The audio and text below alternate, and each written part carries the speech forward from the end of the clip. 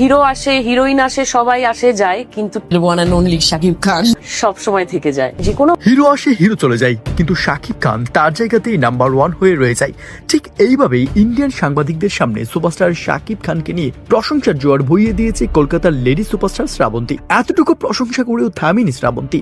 সেই ইন্টারভিউতে শ্রাবন্তী সুপারস্টার শাকিব খানকে নিয়ে এমন এক কথা বলল, যার কারণে শাকিব খানের বক্ত থেকে শুরু করে সবাই বলছে ভাই তলে তলে শ্রাবন্তীও তো কম যায় না। আই হোপ ঘটনা যা হলো সেটা হচ্ছে যে recently superstar Shakib Khan international পর্যায়ে বেশ আলোচনায় রয়েছে, কেননা একের পর এক হিট সিনেমা দিয়ে তিনি বাংলাদেশের গণ্ডি পেরিয়ে টলিউড বলিউড পর্যন্ত চলে গিয়েছে। একসময় কলকাতার নায়িকারা সুপারস্টার শাকিব খানকে নিয়ে এত বেশি মাথা ঘামাতো না, কিন্তু বর্তমানে শাকিব খানের সিনেমার নায়িকা হওয়ার জন্য দিনরাত সাধনা করতে হয় তাদের। কিন্তু ভাই শ্রাবন্তী তো আর সবার মতো না, কেননা শ্রাবন্তী এমন একজন অভিনেত্রী যার হাত ধরে টলিউডের সুপারস্টার শাকিব খান প্রথম সিনেমায় অভিনয় করেছিলেন। সেই শ্রাবন্তী সম্প্রতি ইন্ডিয়ান একটি গণমাধ্যমে ইন্টারভিউ দেওয়ার সময় বলেন, সেই বহুকাল ধরে দেখছি নায়ক আসে নায়ক চলে যায়, কেউই আর ইন্ডাস্ট্রিতে ভালোভাবে টিকতে পারে না। একমাত্র বাংলাদেশের নাম্বার 1 মেগাস্টার শাকিব খান ইন্ডাস্ট্রিতে রাজত্ব করছে, যেটা আর কারোর ধারণাতে কখনোই সম্ভব না। একথা বলে শ্রাবন্তী হেসে দিয়ে আরো বলেন, আমি আসলে শাকিবের প্রতি একটু মনক্ষুণ্ণ, কেননা সেই 2016 সালে আমার সাথে সিনেমা করার পর এরপর আর কোনো সিনেমাতে আমি সুযোগ পাইনি। I think